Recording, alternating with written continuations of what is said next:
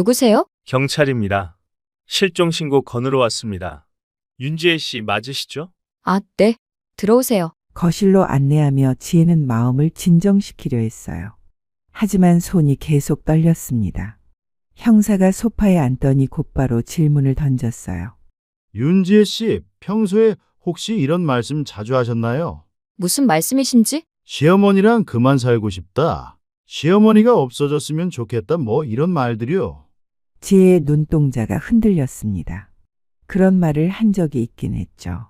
친구들한테, 동서한테, 가끔 남편한테도. 그런 적 없어요. 목소리가 작게 나왔어요. 형사는 고개를 갸웃하며 수첩을 넘겼습니다. 윤지혜 씨 측근 사람들 말에 의하면 그런 말을 자주 했다고 하던데요. 카톡과 문자 증거도 있습니다. 숨이 막혔어요. 벽식의 초침 소리만 또각또각 들렸습니다. 아니, 그건 그냥 제가 투정처럼 한 얘기였어요. 투정이요? 네, 그냥 지혜의 목소리가 조금 올라갔어요. 제가 좀 욱하는 성격이 있어서 말이 세게 나간 거지. 진짜 제가 뭘 어떻게 하겠어요? 형사는 고개를 끄덕이며 수첩을 덮었습니다. 그럼 혹시 시어머님과 마지막으로 대화한 게 언제인지 기억나세요? 그게 3일 전쯤? 아침에 잠깐 어떤 대화였나요? 지혜는 손을 비비며 망설였어요. 별거 아니에요. 그냥 평상시처럼. 평상시가 어떤 건지 좀 더 구체적으로 말씀해 주세요. 형사의 시선이 지혜를 뚫어지듯 봤어요. 그냥 아침 식사 준비하다가 지혜의 말이 흐려졌어요.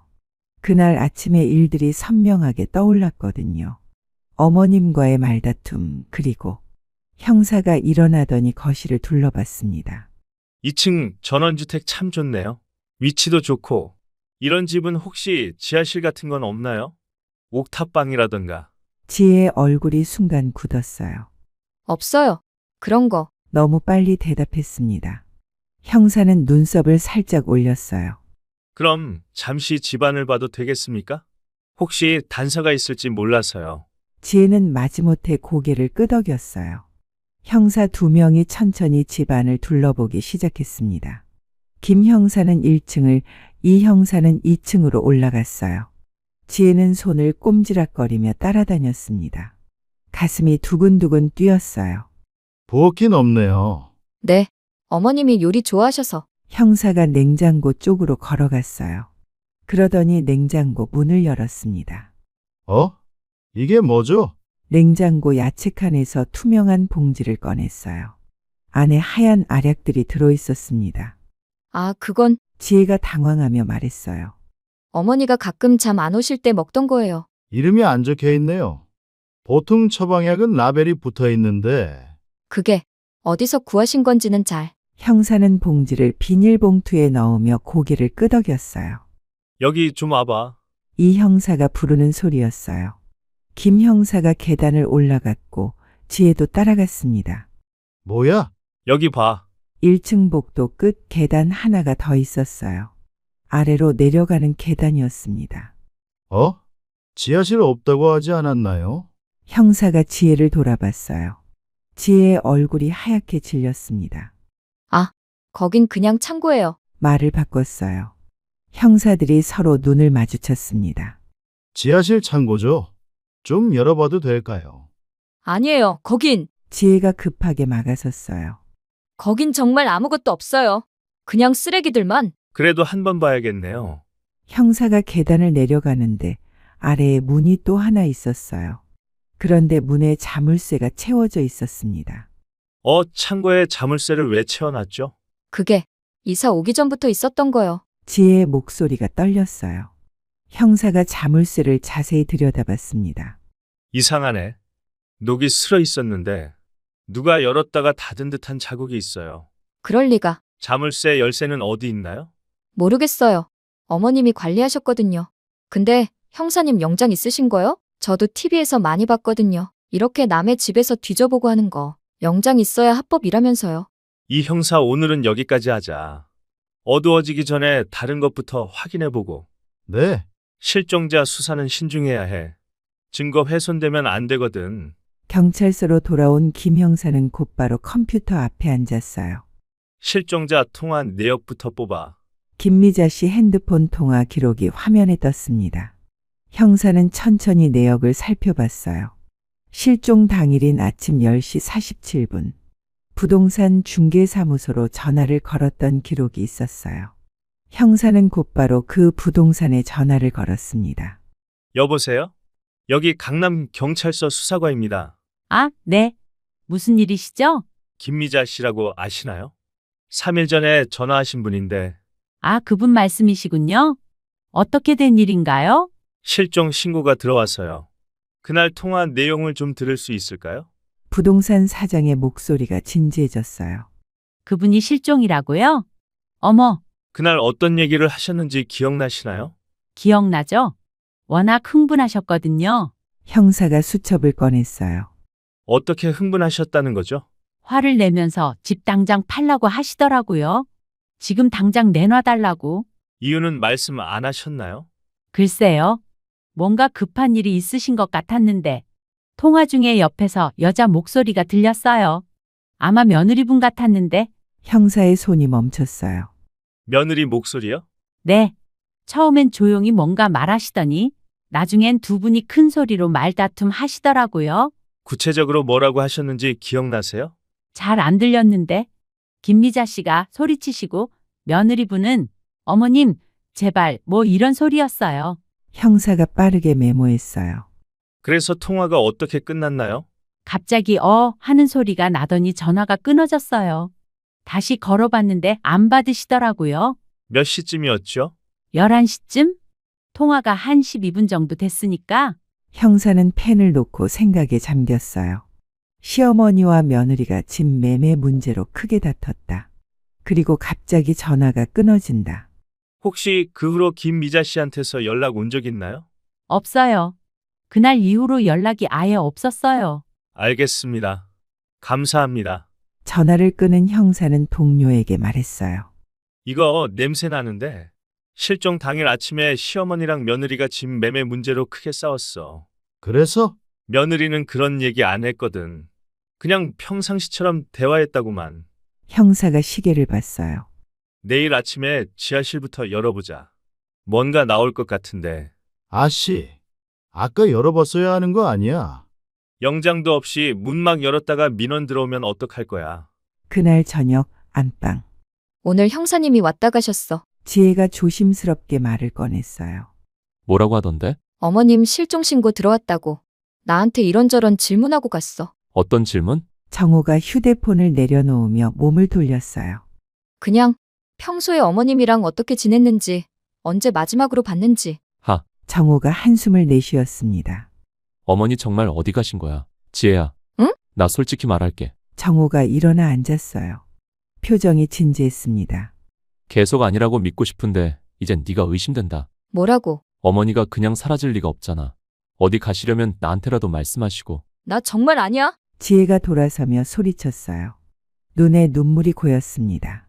진짜 당신마저 날 안 믿어주면 난 어떡해. 그럼 지금 말이 안 되잖아. 정호도 목소리를 높였어요. 어머니가 감쪽같이 사라졌다는 건데 휴대폰도 지갑도 심지어 신발까지 그대로야. 그러니까 나도 모르겠다고. 지혜야, 정호가 지혜의 어깨를 잡았어요. 제발 자수하자. 뭘 자수해? 내가 뭘 했다고. 지혜가 정호의 손을 뿌리쳤어요. 나 정말 몰라. 그날 아침에 어머님이랑 좀 다퉜지만 그 후로 진짜 못 봤다고. 다퉈? 뭘로 다퉜는데? 그게 집 매매 얘기. 지혜가 망설이며 말했어요. 어머님이 갑자기 집을 팔겠다고 하시더라고. 그래서 내가 왜 갑자기 그러시냐고 했더니 그래서? 싸우게 됐어. 정호의 얼굴이 어두워졌어요. 얼마나 크게? 그냥 서로 목소리 좀 높이고. 지혜야, 정말로 마지막이야. 어머니한테 뭔 짓 한 거야? 아무것도 안 했어. 진짜로. 지혜가 울먹이며 소리쳤어요. 왜 아무도 날 안 믿어줘. 경찰도 당신도. 정호는 고개를 저으며 침대에 다시 누웠어요. 내일 또 경찰 올 거야. 그땐 진실을 말해. 나 진실 말하고 있다고. 하지만 정호는 이미 등을 돌리고 있었습니다. 지혜는 화장대 앞에 털썩 앉아 고개를 숙였어요. 그날 밤 두 사람 모두 잠들지 못했습니다. 다음 날 아침 9시. 딩동. 벨소리가 계속 울렸어요. 지혜는 부엌에서 아침 설거지를 하던 중이었습니다. 누구세요? 경찰입니다. 수색영장 집행하러 왔습니다. 가슴이 쿵 떨어졌어요. 영장이라니. 지혜는 떨리는 손으로 문을 열었습니다. 자, 지혜 씨가 그토록 바라던 영장이 여기 있습니다. 어제 왔던 김 형사가 서류를 흔들며 말했어요. 뒤에 경찰관들이 대여섯 명 더 서 있었습니다. 실례합니다. 형사들이 우르르 집 안으로 들어왔어요. 누군가는 장갑을 끼고, 누군가는 카메라를 들고, 또 누군가는 큰 가방을 메고 있었습니다. 이게 뭐예요? 지혜가 당황하며 물었어요. 집 수색 영장이죠.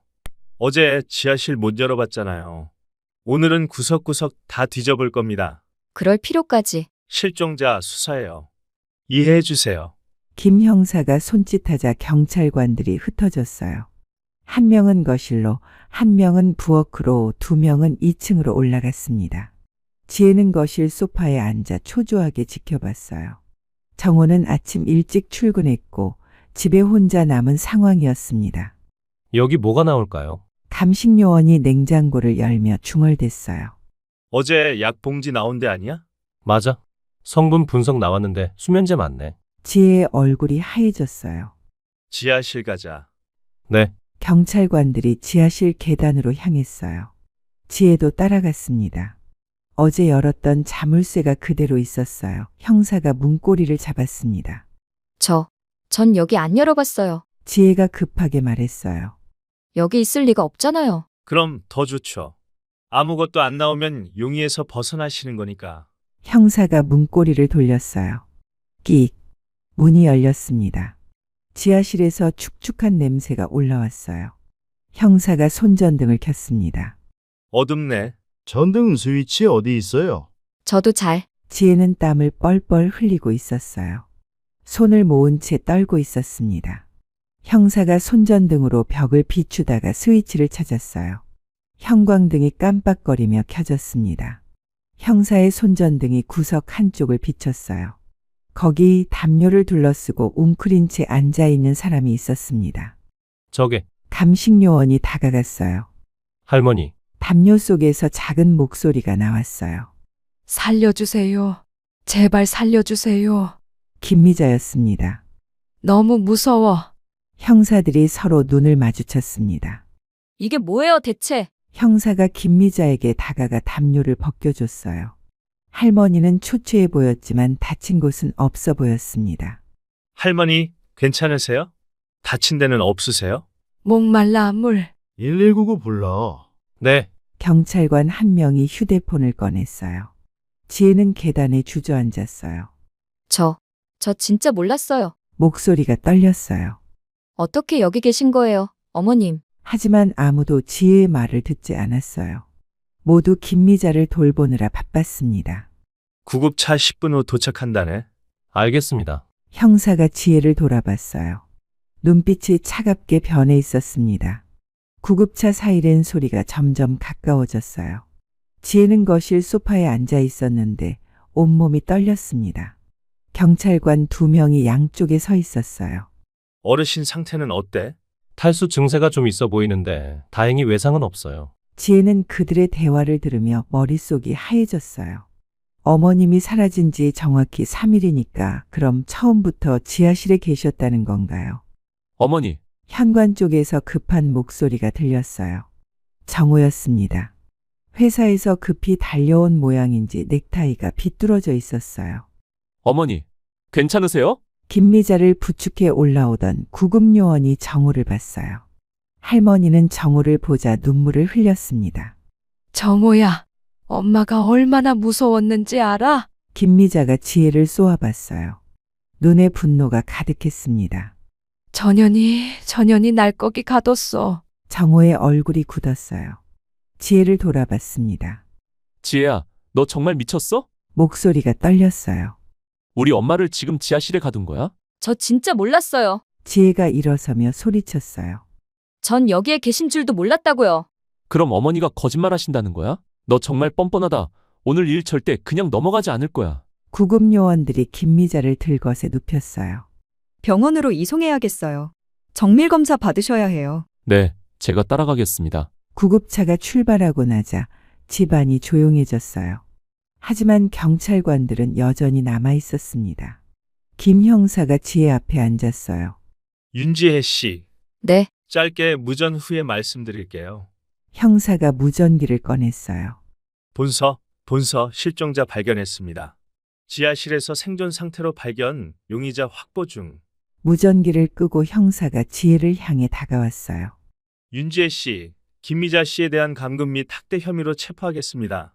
아니에요. 진짜 아니라고요. 미란다 고지부터 하겠습니다. 형사가 수첩을 꺼냈어요. 당신은 묵비권을 행사할 권리가 있습니다. 당신이 말하는 모든 것은 법정에서 당신에게 불리하게 사용될 수 있습니다. 지혜는 그 말들이 귀에 들어오지 않았어요. 머릿속이 새하얗게 비었습니다. 한편 시간은 병원 1인실.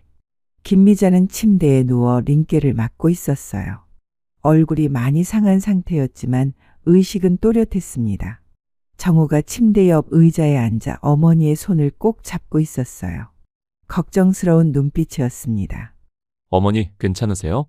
많이 힘드셨죠? 정호야, 김미자의 목소리가 쉬어 있었어요. 엄마가 얼마나 무서웠는지 알아? 그 어둡고 축축한 곳에서. 기집애 하나가 집안에 잘못 들어와서 집안이 엉망이야. 김미자가 갑자기 목소리를 높였어요. 당장 갈라서 정호가 어머니의 손을 쓰다듬었어요. 살며시 웃었습니다. 어머님, 제가 다 알아서 할게요.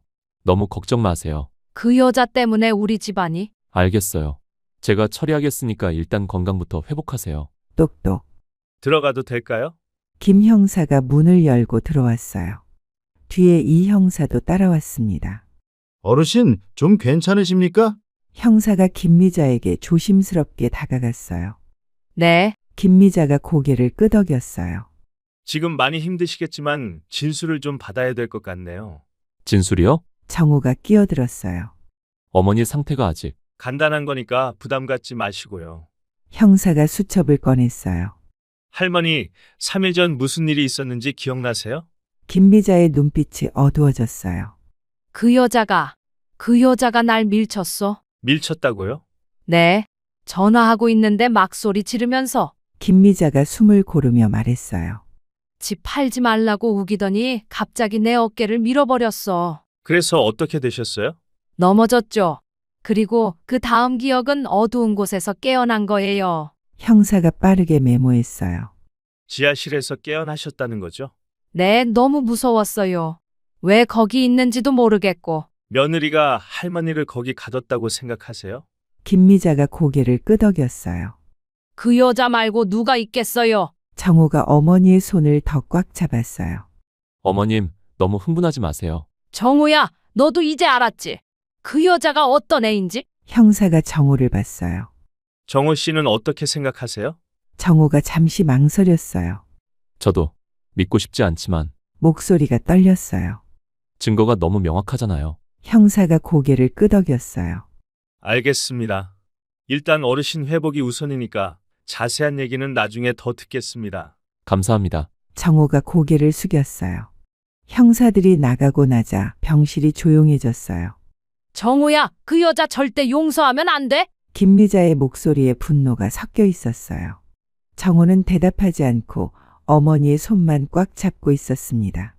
경찰서 조사실. 형사가 녹음기를 켜고 앉았어요. 지혜는 맞은편에 앉아 있었는데 얼굴이 창백했습니다. 진술 시작하겠습니다. 김미자 씨와 어떤 관계입니까?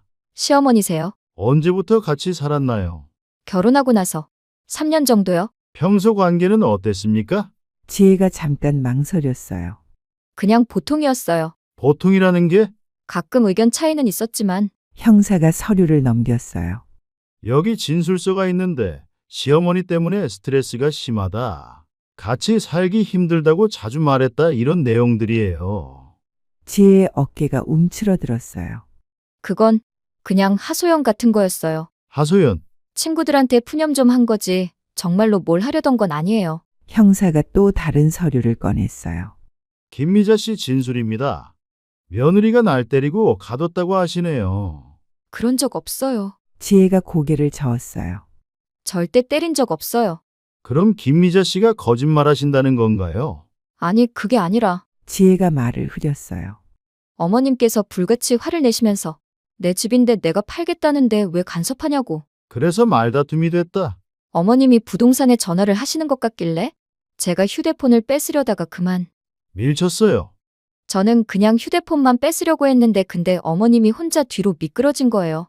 제가 절대 넘어뜨리려고 한 게 아니에요. 넘어져서? 기절하신 것 같았어요. 그래서 제가 깜짝 놀라서 형사가 앞으로 몸을 기울였어요. 그러니까 시어머니와 말다툼이 있었고 휴대폰을 빼앗으려다가 넘어지셔서 기절하셨다는 거네요. 지혜가 고개를 끄덕였어요. 목소리가 떨렸습니다. 네, 근데 잠깐 사이에 사라지셨어요. 사라졌다니요. 택배가 와서 잠깐 문 앞에 갔다 왔는데 형사가 의심스러운 눈으로 봤어요. 기절한 사람이 10분 만에 혼자 일어나서 지하실로 내려갔다는 거예요. 저도 모르겠어요. 정말 이해가 안 가요. 형사가 고개를 천천히 끄덕였어요. 파일을 닫고 옆 수사관에게 메모를 건넸습니다. 그리고 나직이 중얼댔어요. 정황은 분명 며느리를 가리켜. 근데 뭔가 느낌이 이상해. 옆 수사관에게 귓속말로 말했어요. 이 여자 거짓말하는 얼굴이 아니야. 성인 여성을 지하실까지 끌지 않고 상처 없이 내려놓는 건 최소한 성인 남성 이상의 힘이 필요하거든. 김미자 씨 스스로라고 보기도 무리야. 밖에서 자물쇠로 잠겨 있었으니까. 그럼 또 다른 누군가가 있었다는 건데. 두 형사가 서로 눈을 마주쳤어요. 뭔가 석연치 않다는 표정이었습니다. 일단 구속영장 신청하고 김미자 씨 진술 더 받아보자. 알겠습니다. 지혜는 절망에 빠졌어요. 아무도 자신을 믿어주지 않았습니다. 남편도 경찰도. 정말 전 아무것도 모르겠어요. 작은 목소리로 중얼거렸지만 아무도 듣지 않았습니다. 3일 전 지혜는 부엌에서 아침 설거지를 하고 있었어요. 어제 밤정오 심하게 다퉜는데 기분이 꽤 가라앉아 있었습니다. 지혜야, 김미자가 거실에서 불렀어요. 네, 어머님. 여기 좀 와봐. 지혜가 수건으로 손을 닦으며 거실로 갔어요. 김미자는 소파에 앉아 휴대폰을 들고 있었습니다. 뭐 하세요? 부동산에 전화하려고. 부동산요? 왜요? 김미자가 지혜를 쏘아봤어요. 이 집 팔 거야. 네? 지혜가 깜짝 놀랐어요. 갑자기 왜 그런 말씀을? 갑자기? 갑자기가 아니야. 김미자의 목소리가 차가워졌어요. 너희들 눈치만 보면서 살기 지겨워. 어머님, 무슨 소리세요? 무슨 소리긴? 너는 맨날 나 때문에 스트레스라고 하고 정호도 요즘 집에 들어오기 싫어하잖아. 지혜의 얼굴이 빨개졌어요. 어젯밤에 싸운 소리를 엿들으신 것 같았어요. 그런 게 아니에요. 그런 게 아니긴. 어젯밤에도 나 때문에 싸웠잖아. 김미자가 휴대폰을 들어 올렸어요. 그러니까 내가 나가줄게. 이 집 팔고 원룸이라도 얻어서. 어머님, 지혜가 급하게 말렸어요. 그렇게 하시면 안 되죠. 왜 안 돼? 내 집인데. 전화가 연결됐어요. 여보세요? 거기 대명부동산이죠? 어머님, 잠깐만요. 지혜가 손을 뻗어 전화를 막으려 했어요. 김미자인데요. 신정동 단독주택 말이에요. 그거 당장 내놔요. 어머님, 제발. 왜요? 뭔 문제라도 있어요? 부동산에서 묻는 소리가 들렸어요. 김미자가 화를 내기 시작했어요. 문제 없어요. 이 집 당장 팔라고요. 지금 당장 내놔달라고. 어머님, 그러지 마세요. 지혜가 목소리를 높였어요. 김미자가 지혜를 노려봤어요. 내 집인데 네가 왜 간섭해? 이게 어머님 혼자 집이에요? 정호도 있고 저도 있는데. 너희는 나 없으면 더 좋잖아. 그런 게 아니라고 했잖아요. 그럼 뭐야? 전화기 너머로 중개사무소 사장이 말하는 게 들렸어요. 저 가족끼리 상의하시고 다시 연락 주세요. 상의 없어요. 김미자가 소리쳤어요. 지혜가 전화기를 빼앗으려고 손을 뻗었어요. 그 순간 김미자가 지혜의 손을 뿌리쳤습니다. 건드리지 마. 흥분한 지혜가 김미자의 어깨를 밀었어요. 그리 세게 민 건 아니었는데 김미자가 균형을 잃더니 뒤로 넘어졌습니다. 쿵! 어머님, 지혜가 깜짝 놀라 달려갔어요. 김미자는 바닥에 누워 움직이지 않았습니다. 어머님 괜찮으세요? 전화기가 바닥에 떨어져 있었어요. 지혜가 김미자를 흔들었어요. 기절한 것 같았어요. 어떻게? 지혜는 당황해서 어쩔 줄 몰랐어요. 119 불러야 하나? 하지만 손이 휴대폰으로 가지 않았어요. 그럼 모든 게 끝이에요. 어머님이 다쳤다는 사실이 알려지고 자신이 밀쳤다는 것도 들통날 거고. 정호가 알면 어떡하지? 지혜의 머릿속이 복잡해졌어요. 어제 밤에도 어머님 때문에 싸웠는데 이제 다치게 했다고. 그럼 정호는 자신을 완전히 버릴 거예요. 그럼 나는 어디로 가지? 갈 곳이 없었어요. 친정 부모님은 이미 돌아가셨고 형제도 없었고 이 집이 자신의 전부였는데. 어머님, 일어나세요. 지혜가 김미자를 다시 흔들어 봤어요. 하지만 여전히 의식이 없었습니다. 잠깐만 기다려보자. 금방 깨어나실 거야. 지혜는 자신을 달랬어요. 맥박도 뛰고 숨도 쉬는데 조금만 기다리면 깨어나실 거예요. 그때 인터폰이 울렸어요. 택배요? 지혜가 깜짝 놀랐어요. 잠깐만요. 인터폰이 또 울렸어요. 지혜가 현관으로 갔어요. 손이 떨렸습니다. 어디다 놓을까요? 아, 거기 현관에 놓아주세요. 서명 좀 해주세요. 택배기사가 단말기를 내밀었어요. 지혜는 떨리는 손으로 사인했습니다. 글씨가 삐뚤삐뚤했어요. 괜찮으세요? 얼굴이 안 좋아 보이는데. 아, 네. 괜찮아요. 지혜가 억지로 웃었어요. 하지만 얼굴이 하얗게 질려 있었습니다. 아, 근데 그거 아세요? 택배기사가 갑자기 말을 걸었어요. 네? 여기 근처에 잡범들이 많다네요. 요즘 빈집 털이도 자주 일어나고. 그래요? 지혜는 빨리 문을 닫고 싶었어요. 하지만 택배기사는 계속 말했습니다. 네, 특히 이런 단독주택들이 위험해요. 담장도 낮고. 네. 문단속 꼭 잘하시고요. 특히 밤에는 1층 창문도 다 잠그시고. 알겠습니다. 지혜의 이마에 땀이 송글송글 맺혔어요. 아, 그리고 혹시 독거세요? 아니요. 시어머님이랑 남편이랑. 아, 다행이네요. 그래도 조심하세요. 택배기사가 마침내 돌아서려 했어요.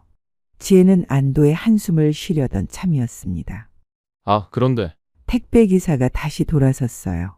아까 뭔가 큰 소리가 났던 것 같은데. 지혜의 심장이 쿵 떨어졌어요. 그건 TV 소리였어요. 수고하세요. 택배기사가 마침내 가고 지혜는 문을 닫으며 등에 기댔어요. 온몸이 떨렸습니다. 지혜는 급히 거실로 돌아갔어요. 그런데 어머님, 거실에는 아무도 없었어요. 어머님. 지혜가 집 안을 돌아다니며 찾았어요. 부엌도 화장실도 2층도 하지만 어디에도 김미자는 없었습니다. 어디 가셨지? 신발장을 봤어요. 김미자의 외출화가 그대로 있었습니다. 지갑도 거실 테이블 위에 그대로 있었어요. 지혜는 다시 집 안을 뒤졌어요. 하지만 김미자는 정말 사라져 버렸습니다. 문을 열고 나가봤지만 마당에도 없었어요. 대문도 잠겨 있었고요. 어떻게 된 거지? 지혜는 거실에 주저앉았어요. 아니, 10분도 안 되는 시간 동안 일어난 일이었습니다. 그날의 진실은 그런 거였어요. 시어머니의 기적 같은 실종. 하지만 누가 믿어줄까요? 지혜 자신도 믿기 어려운 일이었으니까요. 경찰서 수사과. 김 형사가 책상에 앉아 서류들을 뒤적이고 있었어요. 지혜의 진술서, 김미자의 진술서, 현장 사진들이 책상 위에 흩어져 있었습니다. 뭔가 이상해. 형사가 중얼거렸어요. 뭐가? 이 사건 말이야. 뭔가 놓친 게 있는 것 같아. 왜? 증거도 충분하고 진술도 일치하는데? 그게 문제야. 김 형사가 지혜의 사진을 들여다봤어요. 뭔가 석연치 않아. 성인 여성을 지하실까지 옮기는 게 쉬운 일이 아니거든. 특히 기절한 상태로. 그것도 그렇긴 하지만 이 형사가 의자에 기대며 말했어요. 자, 그럼 지금 저 어르신이 죽는다고 가정해보자. 갑자기 뭔 소리야? 아니, 생각해봐. 그럼 누가 제일 이득일 것 같냐? 김 형사가 눈썹을 찌푸렸어요. 이득. 저 으리으리한 주택, 재산, 그리고 이혼까지 가능하잖아. 며느리가 시어머니를 해쳤다는 명분으로. 그 순간 김 형사의 머릿속에 한 명의 인물이 떠올랐어요. 정호? 맞아. 생각해봐. 아내는 감옥 가고 어머니는 없어지고 집은 고스란히 자기 차지. 에이, 그래도 설마 자기 엄만데. 겉으로는 그렇게 보이지. 무슨 뜻이야? 실종 신고 언제 했는지 봐. 어머니가 사라진 지 이틀이 지나서야 신고했어. 그리고 여기 봐. 김 형사가 현장 사진을 가리켰어요. 지하실 자물쇠 말이야. 지문 감식 결과 어떻게 나왔더라? 이 형사가 파일을 뒤졌어요. 정호 씨 지문만 나왔네. 며느리 지문은 없고. 그거야. 김 형사가 손을 쳤어요. 며느리가 정말 어머니를 가뒀다면 자물쇠에 며느리 지문이 있어야 하는 거 아니야. 그럼 정호가 마지막으로 그 자물쇠를 만진 거야. 두 형사가 서로 눈을 마주쳤어요.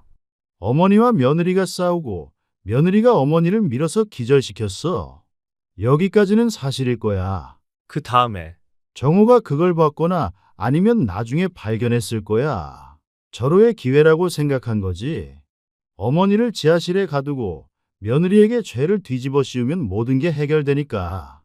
이 형사가 고개를 끄덕였어요. 그럴싸하네. 그런데 증거는 찾아야지. 김 형사가 재킷을 집어들었어요. 다시 가보자. 뭔가 더 나올 것 같은데. 두 형사가 서둘러 나갔어요. 30분 후 정원의 집. 형사들이 현관문을 열고 들어갔어요. 집 안은 조용했습니다. 뭘 찾아야 하지? 정호가 그날 집에 있었다는 증거. 김 형사가 거실을 둘러봤어요. 이 형사가 휴대폰을 꺼냈어요. 정호 직장에 전화해 볼게. 나는 2층 올라가 볼게. 김 형사가 계단을 올라갔어요. 2층에는 안방과 작은 방이 하나 더 있었습니다. 안방을 둘러보다가 책상 서랍에서 뭔가를 발견했어요. 어? 서랍 깊숙이 작은 모니터가 숨겨져 있었어요.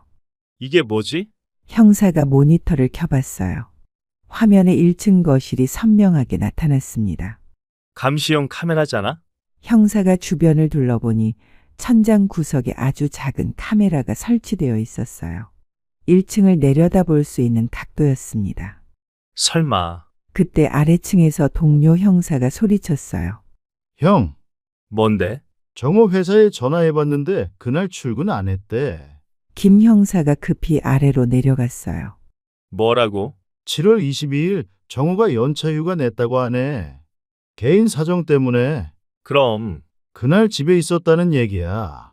두 형사가 서로 봤어요. 김 형사가 2층을 가리켰어요. 위에 감시용 카메라도 있어. 아주 소형으로. 여기서 1층 거실을 다 볼 수 있어. 그럼 어머니랑 며느리가 싸우는 것도 다 봤다는 거네. 그리고 며느리가 택배 받으러 간 사이에 내려와서 감식반 다시 불러 2층 안방 정밀 수색하라고. 다음 날 오전 경찰서 조사실. 정호가 형사 맞은편에 앉아 있었어요. 어제와는 달리 표정이 굳어 있었습니다. 정호 씨, 어머니 상태는 어떠세요? 김 형사가 친근하게 물었어요.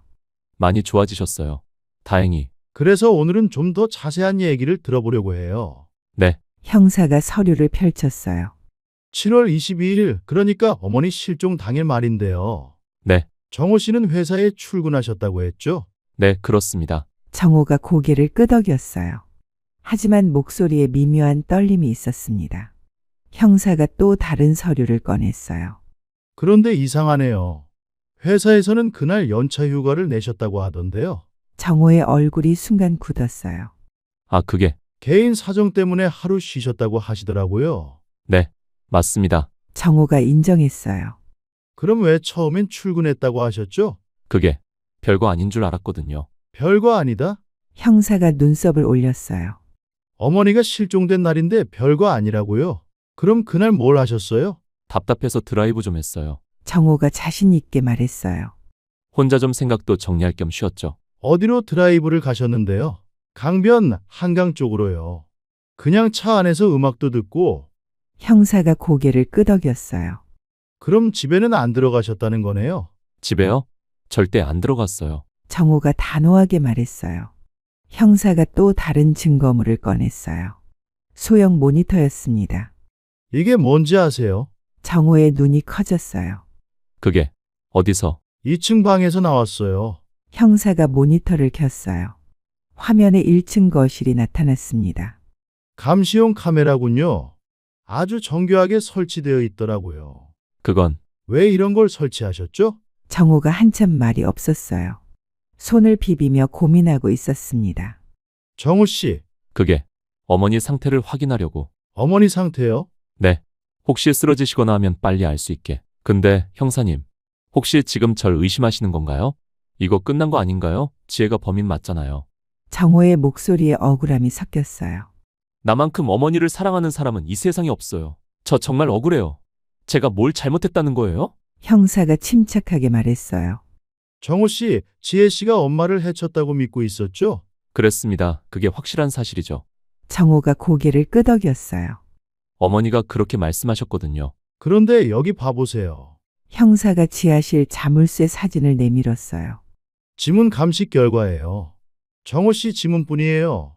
그건 예전에 제가 청소하면서 정호가 변명했어요. 제가 미쳤다고 저희 어머니를 지하실에 가둔다고요? 상상력이 아주 풍부하시네, 우리 형사님이. 그때 형사가 마지막 증거물을 꺼냈어요. 안경이었습니다. 이건 어머니 안경이에요. 정호의 얼굴이 순간 굳었어요. 감식 요원이 정밀 검사한 결과 형사가 보고서를 읽었어요. 렌즈 안쪽 닦인 흔적 없이 선명한 지문, 그리고 귀 옆다리 접힌 부분까지 전부 정우 씨 지문입니다. 정호가 입을 다물었어요. 기절한 어머니 얼굴에서 안경을 벗기고 어둡고 습한 지하실에 넣기 전에 누가 그렇게까지 조심스러웠을까요? 정우 씨, 마지막으로 묻겠습니다. 7월 22일 당신은 어디에 있었죠? 정호가 고개를 들었어요. 눈에 이상한 빛이 있었습니다. 형사님, 저는 말씀드렸잖아요. 화사 일도 그렇고 사실 집사람이랑 다툼이 있어서 혼자 생각할 시간이 필요했다고요. 그리고 피해자인 어머니가 직접 본인 입으로 지혜가 자기를 거기 가뒀다고 말했는데 지금 생사람 잡는 거 아닌가요? 그리고 제가 미쳤습니까? 저희 어머니를 지하실에 가둔다고요? 안경 지문은 어떻게 설명하실 건가요? 제가 어떻게 알아요? 저한테 물을 게 아니라 그 답은 형사님이 찾으셔야죠. 하지만 이거 하나만큼은 확실해요. 전 절대 아니라는 거. 하지만 증거는 너무나 명확했습니다.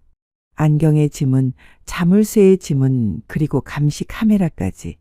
형사가 한숨을 쉬며 수첩을 덮었어요. 일단 여기까지 하겠습니다. 수사실 박복도. 이 형사와 김 형사가 나란히 서서 이야기하고 있었어요. 이거 참 난감하네. 상부에서 뭐라고 해? 빨리 사건 정리하라고 하지 뭐. 지혜는 이미 구속됐고 아들까지 구속하면 언론에서 난리 날 거야. 가족 전체를 용의자로 잡았다고. 두 형사가 잠시 침묵했어요. 그런데 정말 이상한 게 제 표정을 봤어? 전혀 죄책감이 없더라고. 맞아. 오히려 당당하던데. 보통 가족이 이런 일 당하면 충격받고 괴로워하는데 너무 침착해. 마치 예상하고 있었던 것처럼. 보통 사람 같으면 더 당황하고 놀랄 텐데 과장님은 뭐라고 하셨어? 증거 부족하면 정호는 놔주라고 하더라고. 그럼 지혜만 기소하고? 그런 셈이지. 뭔가 석연치 않은데. 나도 그래. 직감적으로 정호가 수상해. 하지만 피해자 증언을 무시할 수도 없고 할머니가 워낙 확신하시니까 며느리가 가뒀다고 단언하시잖아. 두 형사가 다시 침묵에 빠졌어요. 혹시 할머니가 착각하고 계시는 건 아닐까? 사실 기절했을 때 기억은 없잖아. 누가 자신을 지하실로 데려갔는지 정확히 본 적은 없는 거지. 문제는 이걸 어떻게 증명하느냐야. 할머니 마음을 바꾸기는 어려울 것 같은데. 정호 주변을 더 파보는 건 어때? 주변? 동기 말이야. 왜 이런 짓을 했는지.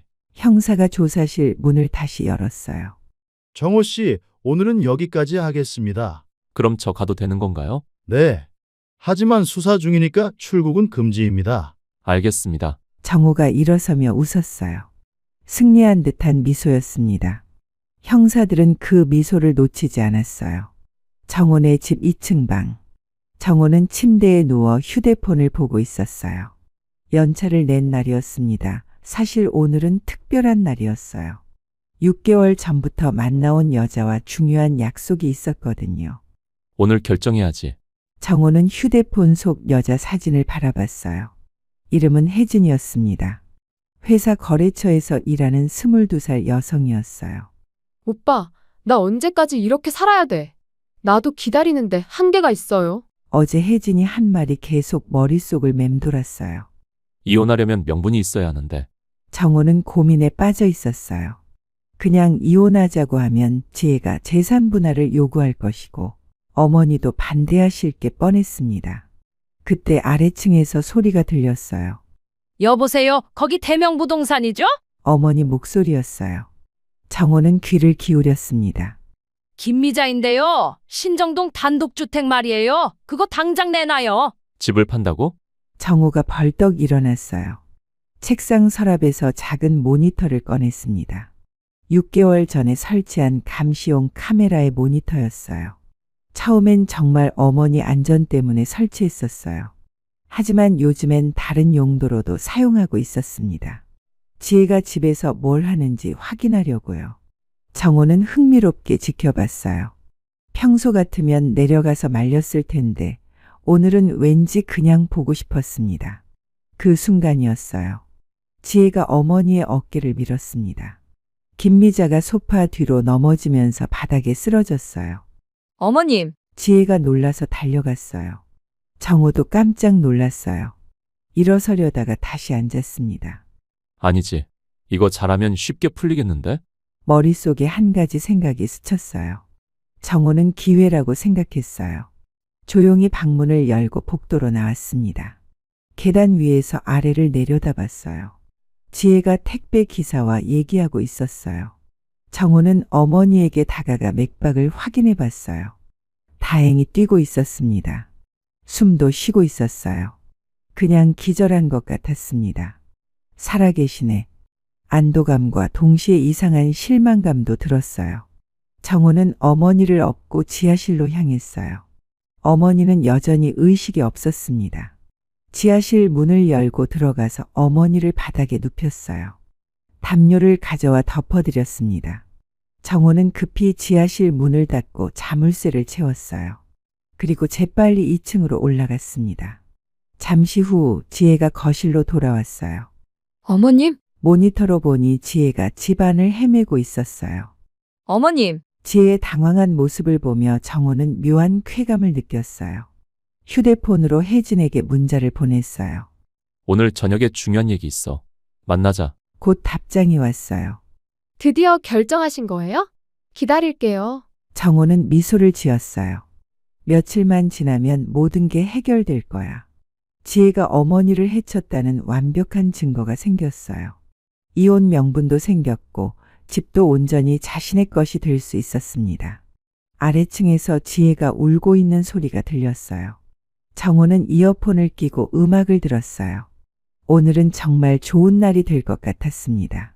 오후 5시 한강 근처 카페 주차장. 정호는 검은색 SUV 안에서 혜진을 기다리고 있었어요. 잠시 후 하얀색 원피스를 입은 혜진이 나타났습니다. 오빠? 혜진이 조수석에 타며 환하게 웃었어요. 왜 이렇게 좋아 보여? 무슨 좋은 일 있어? 있지. 정호가 의미심장하게 웃었어요. 오빠, 그래서 그 아줌마는 어떻게 하기로 했어? 혜진이 정호의 팔을 붙잡으며 물었어요. 목소리에 기대감이 가득했습니다. 혜진아, 정호가 혜진의 손을 잡았어요. 이 오빠가 다 해결했으니까 걱정 마. 정말 어떻게?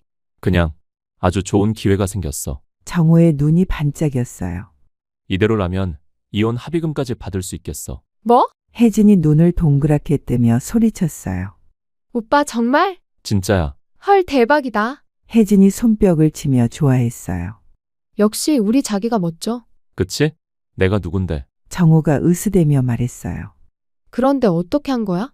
궁금해 죽겠어. 그건 나중에 얘기해 줄게. 일단 확실한 건 지혜가 큰일 저질렀다는 거야. 무슨 일? 우리 어머니한테 해코지를 했어. 정호가 심각한 표정을 지었어요. 어머, 진짜? 그럼 이혼 사유로 충분하겠네? 당연하지. 시어머니 폭행이면 누가 봐도 지혜가 나쁜 거 아니야? 혜진이 고개를 끄덕였어요. 그럼 재산 분할도 안 해줘도 되는 거야? 물론이지.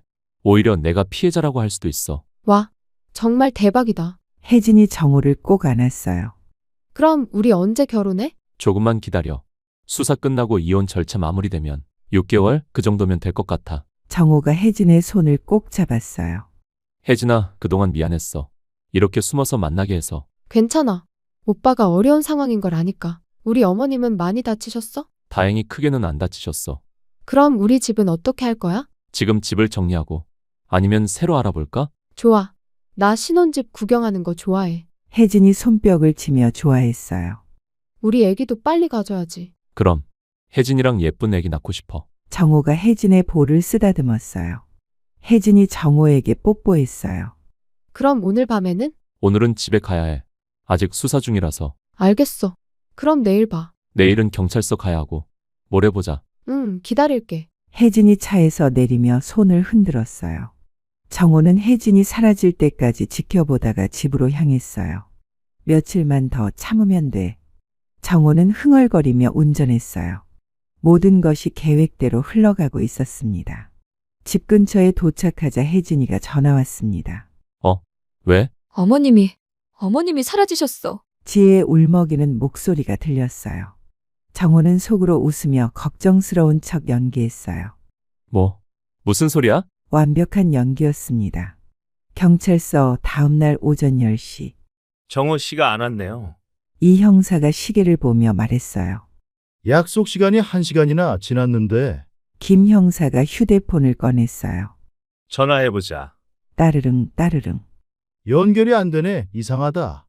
어제까지만 해도 성실하게 나왔는데 혹시 김 형사의 표정이 굳었어요. 도망간 건 아니겠지? 설마 그럴 리가. 형사가 급히 전화를 걸었어요. 출입국 관리소죠? 여기 강남경찰서인데 한 사람 출국 여부 확인 부탁드립니다. 인천공항 어제 오후 11시 30분. 자기야, 정말 괜찮을까? 혜진이 불안한 표정으로 정호를 봤어요. 괜찮아. 걱정 마. 정호가 혜진의 손을 꼭 잡았어요. 태국으로 가서 좀 쉬다가 상황 정리되면 돌아오면 돼. 그런데 갑자기 이렇게 떠나면. 지금 안 가면 늦어. 정호의 목소리에 초조함이 섞였어요. 어제 형사가 이상하게 보더라고. 뭔가 눈치챈 것 같아. 정말? 그럼 우리 정말 위험한 거야? 그래서 미리 피하는 거지. 정호가 혜진을 안심시키며 말했어요. 3개월만 있다가 오면 다 정리될 거야. 항공권은 언제 예약한 거야? 어제 저녁에 우리 자기는 그냥 오빠만 믿고 따라오면 돼. 다 잘 될 거야. 알았지? 사실 정호는 며칠 전부터 준비하고 있었어요. 혹시 모를 상황에 대비해서요. 탑승 시작합니다. 공항 안내방송이 울렸어요. 자, 가자. 정호와 혜진이 탑승구로 향했어요. 하지만 그들은 몰랐습니다. 공항 CCTV가 모든 것을 기록하고 있다는 것을. 나왔습니다. 정호, 어젯밤 11시 55분에 출국했어요. 태국행 비행기로? 역시 도망간 거네. 김 형사가 고개를 저었어요. 동행자는 김혜진이라는 여자요. 22살입니다. 그래, 결국 내연녀구나. 네, 회사 거래처 직원이더라고요. 형사가 컴퓨터 화면을 가리켰어요. 공항 CCTV도 확보했습니다. 화면에는 정호와 혜진이 손을 잡고 걸어가는 모습이 선명하게 나타났어요. 6개월 전부터 내연 관계였다고 회사 여직원이 확인해줬어요. 끝까지 비겁하네. 김 형사가 한숨을 쉬었어요. 여자 하나 때문에 지금 자기가 무슨 일을 벌였는지도 모를 거야. 국제수배 내릴까요? 당연하지. 바로 처리해. 태국 푸켓 리조트 호텔. 자기야, 뉴스 봐. 혜진이 휴대폰을 들고 정호에게 달려왔어요. 한국 뉴스에 우리 나왔어. 정호가 휴대폰을 받아봤어요. 화면에는 자신과 혜진의 공항 CCTV 영상이 나오고 있었습니다. 시어머니 감금 사건의 용의자 정호 씨가 내연녀와 함께 해외로 도피했습니다. 정호의 얼굴이 하얗게 질렸어요. 22살 미혼 여성과 6개월 전부터 내연 관계를 유지해온 것으로 확인됐습니다. 오빠, 이제 어떡해? 혜진이 울먹이며 물었어요. 우리 정말 범죄자가 된 거야? 정호는 대답하지 못했어요. 휴대폰이 계속 울리고 있었는데 모두 한국 번호였습니다. 경찰에서는 국제수배를 통해 정호 씨를 체포할 예정이라고 밝혔습니다.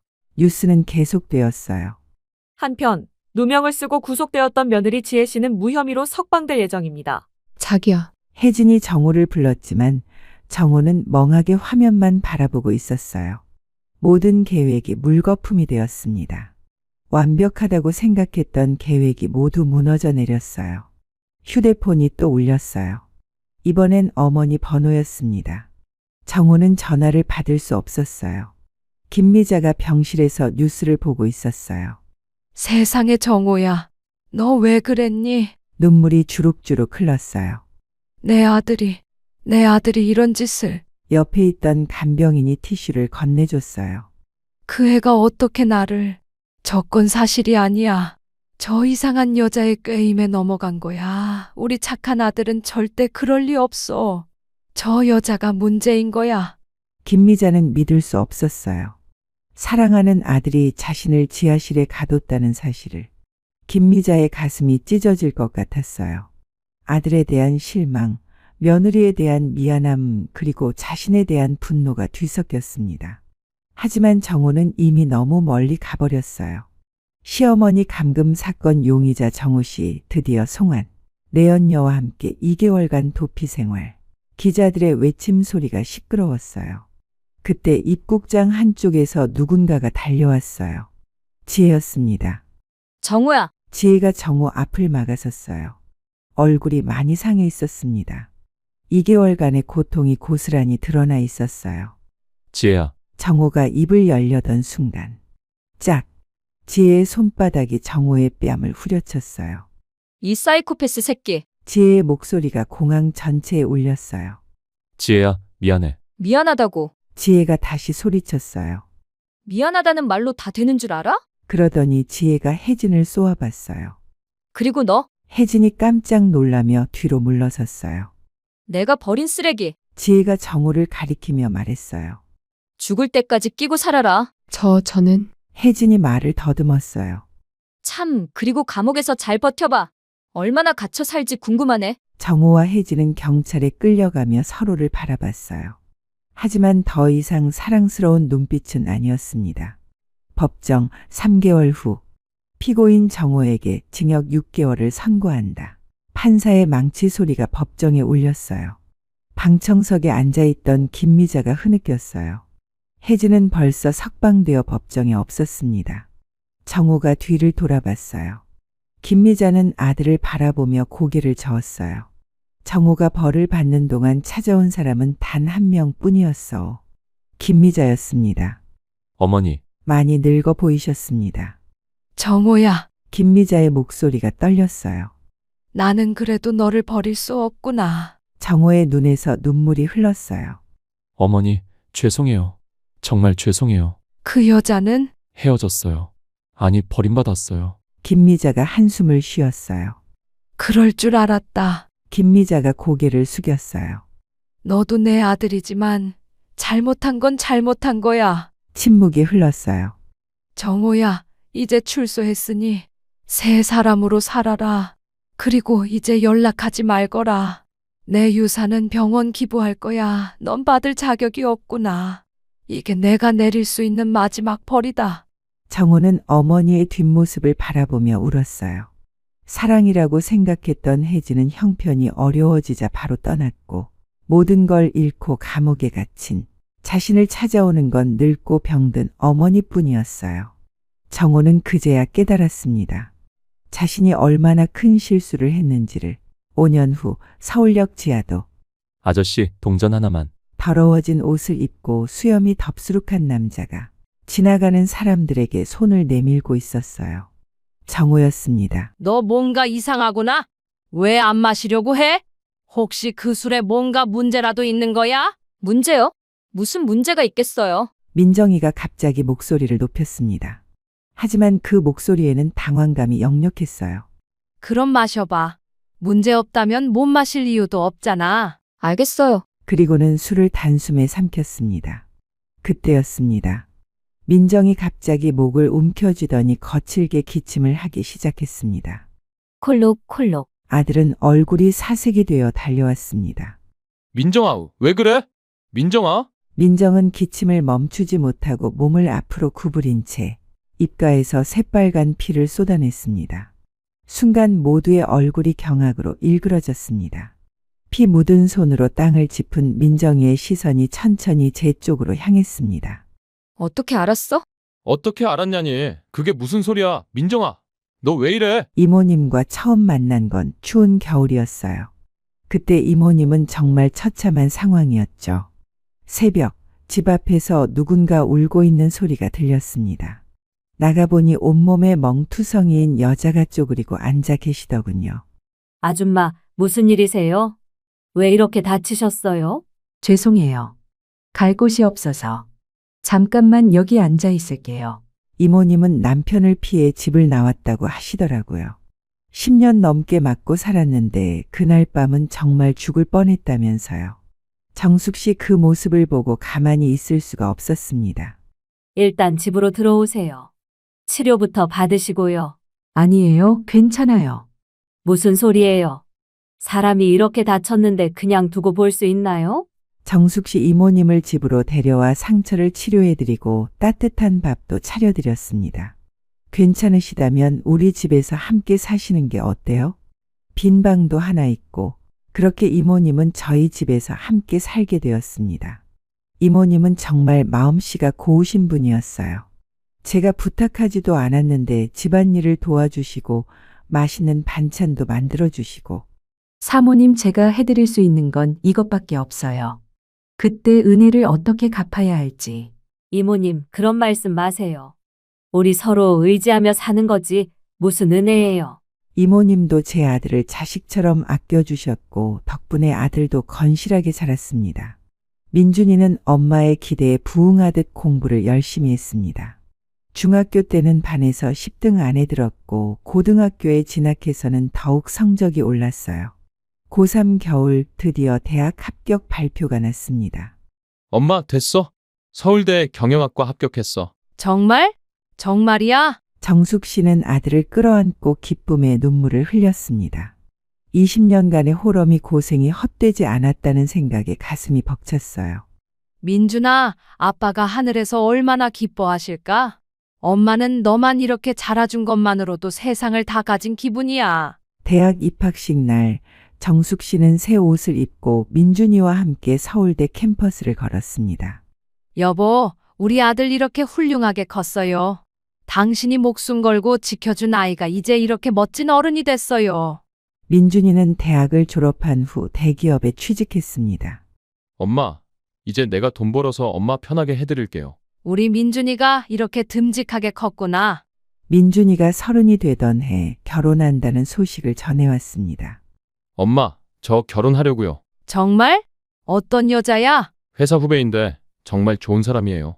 이번 주말에 소개해드릴게요. 정숙 씨는 며느리가 될 사람을 만나는 날이 기다려졌습니다. 어떤 분일까? 아들이 좋아할 만큼 예쁘고 착한 분일까? 상상만으로도 설렜어요. 그런데 며느리 민정을 처음 만났을 때 정숙 씨는 묘한 기분이 들었습니다. 민정은 분명 예쁘고 똑똑해 보였지만 어딘지 모르게 차가운 느낌이 있었거든요. 어머님, 안녕하세요. 이민정이라고 합니다. 아, 그래요. 반가워요. 우리 민준이가 평소에 얘기를 많이 했어요. 네, 민준 오빠가 어머님 자랑을 많이 하시더라고요. 대화는 예의 바르게 진행됐지만 민정의 눈빛에서는 진심 어린 정이 느껴지지 않았습니다. 마치 형식적인 인사를 하는 것 같았어요. 첫 만남이라 긴장해서 그런가 보다. 시간이 지나면 편해지겠지. 정숙 씨는 그렇게 생각하며 며느리를 받아들이기로 했습니다. 결혼식을 올리고 신혼여행을 다녀온 후 민준 부부는 서울에서 신혼살림을 차렸습니다. 정숙 씨는 가끔 서울에 올라가 아들 부부를 만났는데 만날 때마다 민정의 태도가 조금씩 달라지는 걸 느꼈어요. 어머님께서 오시면 저희도 신경 쓰이고 불편해할 것 같아서요. 작은 일들이었지만 점점 쌓여가면서 정숙 씨는 서운함을 느끼기 시작했습니다. 그래도 아들이 행복해하는 모습을 보면 참을 만했어요. 아들은 민정을 정말 사랑하는 것 같았거든요. 며느리가 좀 차갑긴 하지만 내 아들만 행복하면 돼. 나는 참으면 되는 거야. 하지만 민정의 진짜 속마음은 따로 있었습니다. 어느 날 며느리는 아들에게 넌지시 말을 꺼냈어요. 여보, 어머님이 갖고 계신 그 건물 꽤 괜찮은 것 같은데? 응, 위치가 좋긴 해. 왜? 어머님 연세도 있으시고 혼자 관리하시기 힘드실 텐데 우리가 도와드리면 어떨까? 민주는 아무 생각 없이 고개를 끄덕였습니다. 그래, 어머니도 나이가 있으시니까 우리가 좀 도와드려야지. 민정의 입가에 미묘한 미소가 떠올랐습니다. 벌써부터 그 건물이 자신의 것인 양 계산하고 있었거든요. 이렇게 해서 정숙 씨와 며느리 사이에 본격적인 갈등이 시작되었습니다. 며칠 후 저는 이모님과 함께 차를 마시며 이야기를 나누고 있었습니다. 이모님, 요즘 민정이가 자꾸 건물 관리를 도와주겠다고 하는데 어떻게 생각하세요? 이모님은 차잔을 내려놓으며 심각한 표정을 지었습니다. 어머님, 절대 그 건물 넘겨주시면 안 돼요. 왜요? 아들 부부가 도와주겠다는데. 어머님, 제가 남편한테 당한 일 기억하시죠? 그 사람도 처음엔 도와주겠다며 제 통장을 맡았어요.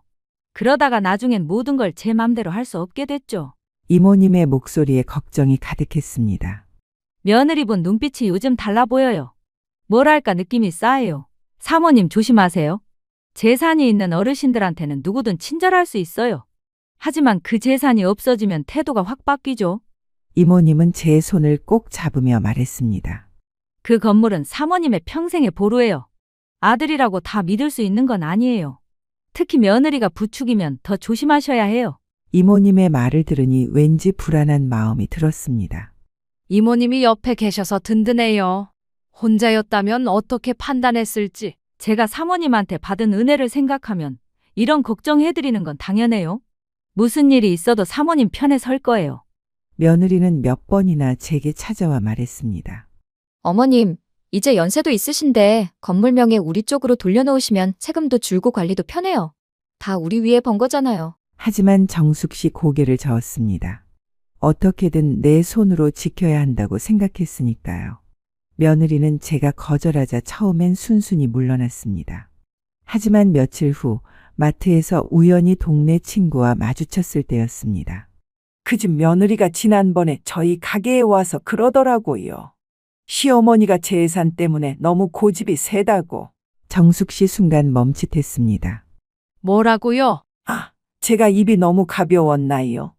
그런데 친정 어머니한테 전화 통화하는 걸 들었거든요. 가슴이 무너지는 것 같았습니다. 그날 저녁 정숙 씨 민정에게 직접 물어봤습니다. 민정아, 혹시 동네 사람들한테 우리 집 건물 이야기 한 적 있니? 민정은 순간 당황하는 표정을 지었다가 이내 웃으며 말했습니다. 어머님, 무슨 말씀이세요? 그런 얘기 누구한테 하겠어요? 하지만 그 눈빛이 어딘가 불안해 보였습니다. 이후로 민정의 태도는 조금씩 변했습니다. 예전처럼 다정한 며느리 역할을 하면서도 은근히 건물 이야기를 꺼내는 횟수가 늘어났습니다. 어머님, 제가 친구 엄마가 부동산 일하는데 요즘 상가 관리가 얼마나 복잡한지 아세요? 세무 신고도 까다롭고 임대료 관리도 힘들고 어머님 같은 분이 혼자 감당하기에는 너무 벅차실 거예요. 저희가 도와드리는 게 맞지 않을까요? 정숙 씨 그때마다 괜찮다. 아직 정정하니까라고 답했지만 민정의 눈빛에선 점점 초조함이 엿보였습니다. 어느 날은 아예 노골적으로 나왔습니다. 솔직히 말씀드릴게요. 저희도 계획이 있어요.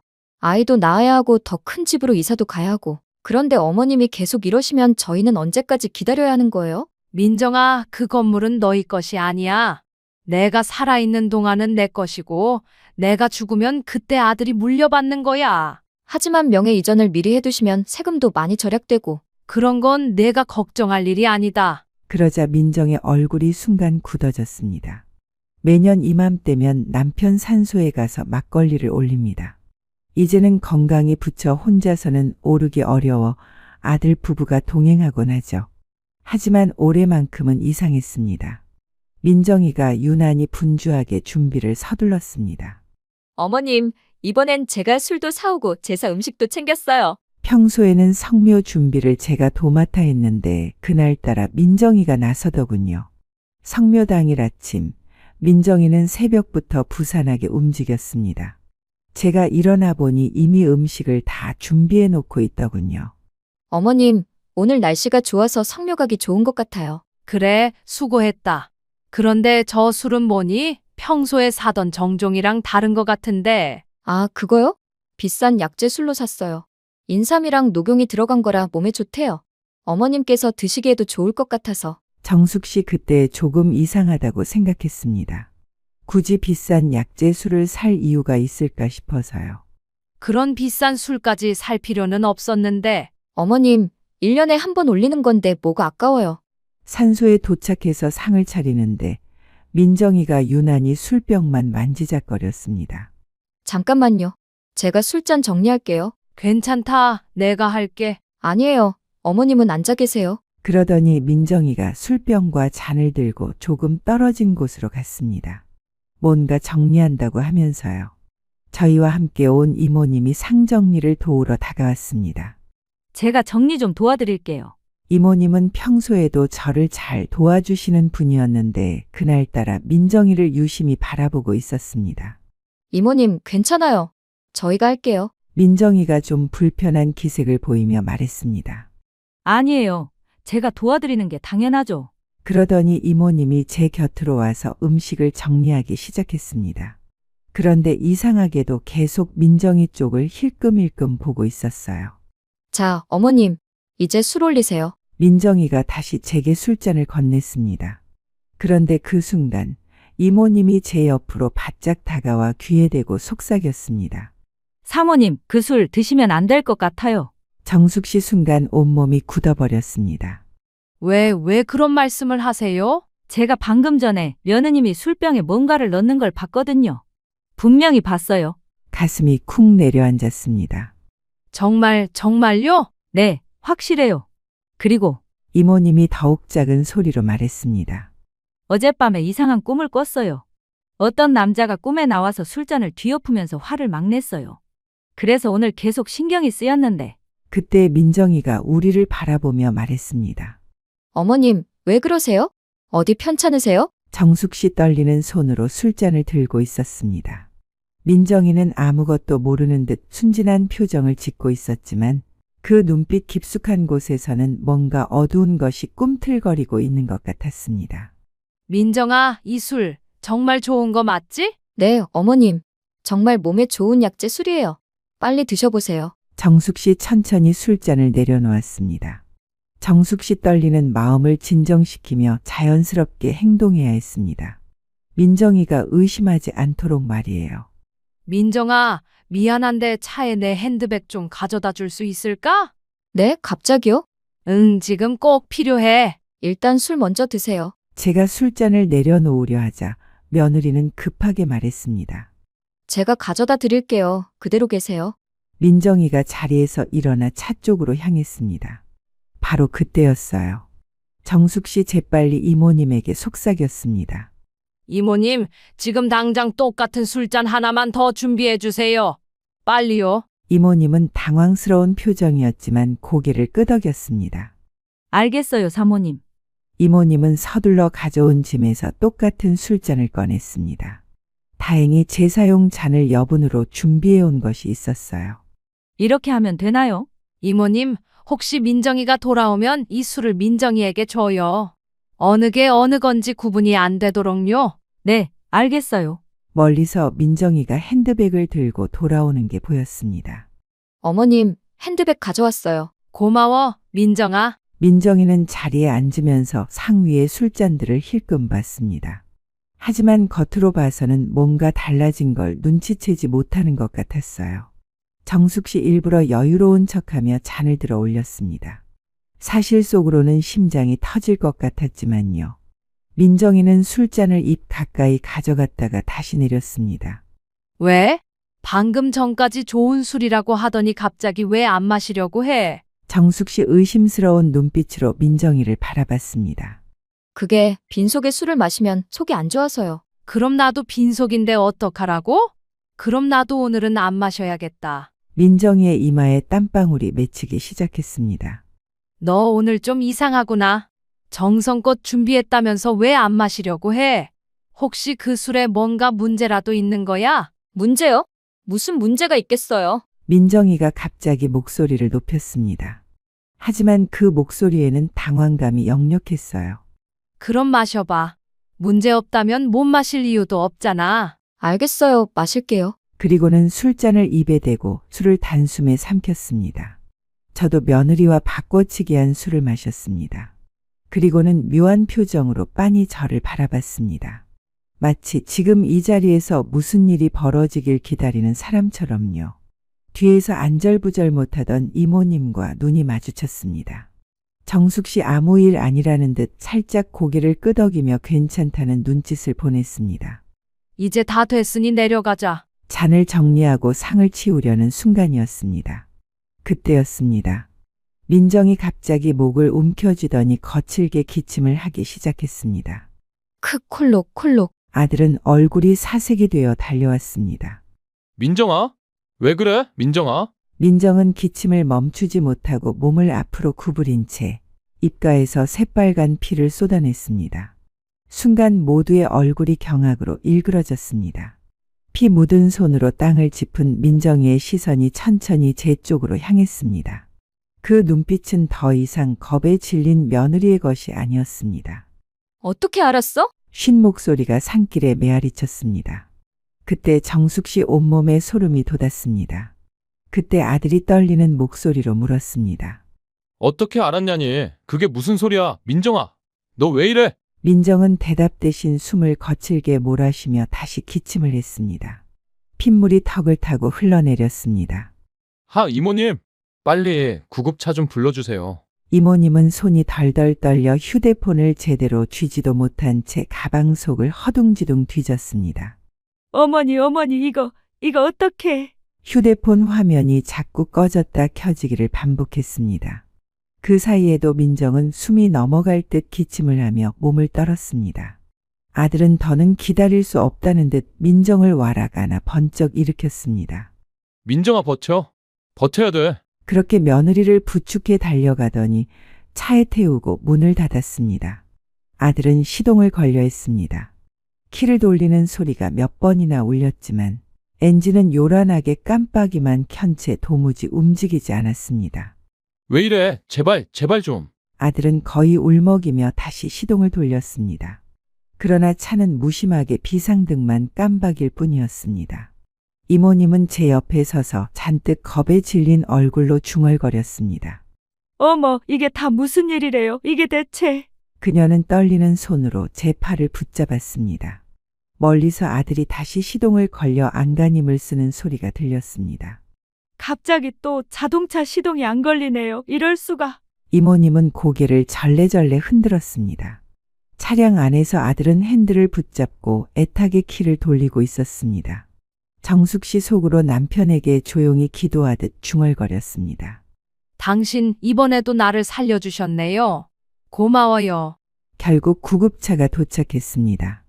요란한 사이렌 소리와 함께 구급대원들이 달려왔습니다. 아들은 숨이 넘어갈 듯 떨리는 목소리로 상황을 설명했고 민정은 산소 마스크를 쓰인 채 급히 들것에 실려갔습니다. 이모, 우리 그 술잔이랑 술 그대로 가져갑시다. 이모님은 놀란 얼굴로 저를 바라보았습니다. 하지만 이내 고개를 끄덕이고 묵묵히 상 위에 놓인 잔과 술병을 담았습니다. 혹시 모르니 봉투에 잘 싸주세요. 손이 떨려 봉투를 매듭 짓는데도 시간이 걸렸습니다. 그렇게 우리는 아무 말도 없이 그 잔을 품에 안고 경찰서로 향했습니다. 이모님은 운전하는 내내 손을 떨고 계셨습니다. 그런데 어머님, 경찰이 믿어줄까요? 며느리가 시어머니를 독살하려 했다니 너무 황당하게 들릴 것 같은데요. 그래서 증거가 필요한 거죠. 이 술을 분석하면 뭐가 들어있는지 다 나올 거예요. 경찰서에 도착했을 때 접수대 경찰관이 저희를 보더니 의아한 표정을 지었습니다. 어르신, 무슨 일로 오셨나요? 신고하러 왔습니다. 살인미수 사건이요. 살인미수요. 젊은 경찰관이 놀란 표정으로 저를 바라봤습니다. 네, 제 며느리가 저를 독살하려고 했어요. 어머님, 혹시 며느리분과 다투신 일이 있으신가요? 요즘 가족 간의 오해로 인한 신고가 많아서요. 오해가 아닙니다. 증거도 가져왔고요. 정숙 씨 봉투를 내밀었습니다. 접수대 경찰관은 잠시 동료와 상의한 후 저희를 형사과로 안내했습니다. 40대 중반쯤 되어 보이는 김 형사가 저희를 맞아주었습니다. 안녕하세요. 김철수 형사입니다. 어떤 일로 오셨는지 자세히 말씀해 주세요. 며느리가 오늘 성묘 가서 저에게 독이 든 술을 먹이려고 했습니다. 김 형사는 메모지를 꺼내며 진지한 표정을 지었습니다. 언제, 어디서 일어난 일인지부터 말씀해 주시겠어요? 오늘 10시쯤이었어요. 남편 산소에서요. 며느리가 평소와 달리 성묘 준비를 자청했고 특별한 약재 술을 준비했다고 했어요. 그런데 우리 이모님이 며느리가 술병에 뭔가를 넣는 걸 목격했다고 하더라고요. 김 형사가 이모님을 바라봤습니다. 정확히 뭘 보신 건가요? 이모님은 떨리는 목소리로 대답했습니다. 며느리분이 작은 봉지에서 하얀 가루 같은 걸 술병에 넣는 걸 봤어요. 그리고 어젯밤에 이상한 꿈도 꿨고요. 꿈은 나중에 듣고 일단 목격한 사실만 말씀해 주세요. 그래서 혹시 몰라서 사모님 술잔을 바꿔치기 했어요. 어떻게 바꿔치기를 하셨나요? 같은 잔에 같은 술을 따라서 며느리가 모르게 바꿨어요. 그랬더니 며느리가 술을 마신 후에 기침하며 피를 토했어요. 김 형사의 표정이 심각해졌습니다. 그 며느리분은 지금 어디에 계신가요? 병원 중환자실에 입원해 있어요. 일단 이 술잔을 국과수에 보내서 성분 분석해 보겠습니다. 얼마나 걸릴까요? 독성 검사는 보통 일주일 정도 걸립니다. 그 전에 병원에 입원 중인 며느리분의 혈액 검사도 의뢰해야겠네요. 말씀하신 내용과 증거물은 저희가 정식으로 수거하겠습니다. 김 형사는 증거물 보관 봉투에 번호를 매기며 서명했습니다. 어르신, 혹시 더 생각나는 게 있으시면 언제든 연락 주세요. 그리고 며느리분이 의식을 회복하면 저희가 직접 조사할 예정입니다. 네, 알겠습니다. 꼭 진실을 밝혀주세요. 그날부터 경찰은 본격적으로 조사에 들어갔습니다. 술 성분 분석, 민정이의 혈액 검사, 병원 CCTV 확인, 그리고 주변 인물들에 대한 조사까지 모든 것이 드디어 밝혀지려 하고 있었습니다. 며느리가 중환자실에 누워 있는 동안 이모님과 함께 집에 돌아와 잠시 숨을 고르고 있었습니다. 며느리는 골든 타임을 아슬아슬하게 놓쳐서 한동안 의식도 잡히지 않았다 했습니다. 그렇게 며칠을 중환자실에 있다가 아주 운 좋게 살아남았습니다. 정숙 씨 그 소식을 들었을 때 조금도 슬프지 않았습니다. 솔직히 말해서 죽지 않길 바랐습니다. 꼭 살아서 자기가 저지른 일의 대가를 똑똑히 마주보게 하고 싶었습니다. 그리고 스스로 그 밑바닥까지 추락하는 꼴을 끝까지 보고 싶었습니다. 며칠 뒤 민정이가 혼자 눈을 떴을 때였습니다. 하얀 병실 천장이 어지럽게 흔들렸고 숨을 고르며 고개를 돌리자 침대 곁에 서 있는 낯선 남자들이 시야에 들어왔습니다. 그 순간 민정의 얼굴이 창백해졌습니다. 가장 앞에 서 있던 형사가 단호한 목소리로 말을 꺼냈습니다. 박민정 씨, 당신을 살인미수 혐의로 체포합니다. 그의 손에는 금속 수갑이 들려 있었습니다. 민정이 놀라 몸을 일으키려 했지만 아직 기운이 없어 고개조차 제대로 들지 못했습니다. 형사는 차갑게 시선을 떨구더니 병원 침대에 쇠로된 난간에 찰컥 소리를 내며 수갑을 걸었습니다. 민정의 손목은 그대로 난간에 고정되었습니다. 철제 수갑의 싸늘한 감촉에 민정의 숨소리가 얇게 떨렸습니다. 하지만 곧 민정이 정신을 차리고는 소리를 지르기 시작했습니다. 무슨 말씀이세요? 이게 뭐예요? 저 아무것도 안 했는데. 민정은 수갑이 채워진 손목을 흔들어대며 발 버둥쳤습니다. 이 수갑 당장 풀어요. 제가 뭘 잘못했다고 이래요. 전 환자라고요. 아픈 사람한테 이럴 수 있어요? 박민정 씨, 진정하시고 저희 말을 들어보시죠. 진정하라고요? 이 상황에서 어떻게 진정해요? 경찰 불러요. 경찰! 그때 김 형사가 천천히 입을 열었습니다. 자, 그렇게 찾으시던 경찰관 왔습니다. 김 형사는 자신의 수사 배지를 민정의 눈앞에 들이밀었습니다. 서울경찰청 강력계 김철수 형사입니다. 박민정 씨. 민정의 얼굴이 순간 굳어졌습니다. 경찰이 왔으니까 하실 말씀 있으시죠? 방금 전까지 억울하다고 하시지 않았나요? 저 정말 아무것도 몰라요. 그럼 어머님께 독이 든 술을 드리려고 한 것도 모르시는 건가요? 독이요? 그게 무슨 소리예요? 이미 국과수에서 성분 분석 결과가 나왔습니다. 당신이 준비한 술에서 치사량의 독성 물질이 검출되었어요. 그리고 당신의 혈액에서도 같은 성분이 나왔고요. 다행히 당신은 살았지만 만약 어머님이 드셨다면 아니에요. 저 그런 거 안 했어요. 누가 저한테 누명을 씌우는 거예요. 억울하시다면 조사받으실 때 자세히 해명하시면 됩니다. 김 형사는 냉정하게 대답했습니다. 당신은 변호사 선임을 할 수 있고 묵비권을 행사할 수 있습니다. 민정의 입에서는 더 이상 말이 나오지 않았습니다. 방금 전까지 그렇게 떠들어대던 목소리가 완전히 사라졌습니다. 민정이 병원에서 체포된 후 그녀를 둘러싼 모든 것들이 하나씩 무너지기 시작했습니다. 이모님, 정말 고마워요.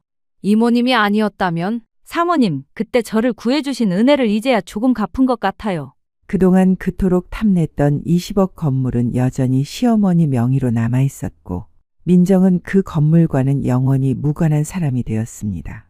정숙 씨 영정사진 앞에 앉아 조용히 말했습니다. 여보, 우리가 이겼어요.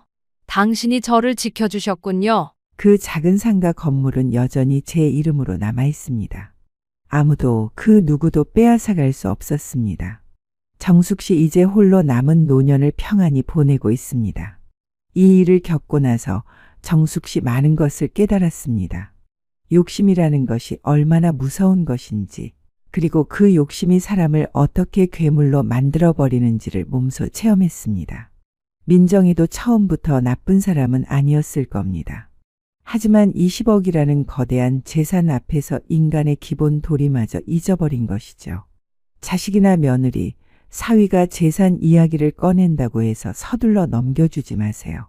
살아생전의 재산을 물려주는 것이 효도라고 생각하시는 분들이 계시는데 그것은 큰 착각입니다.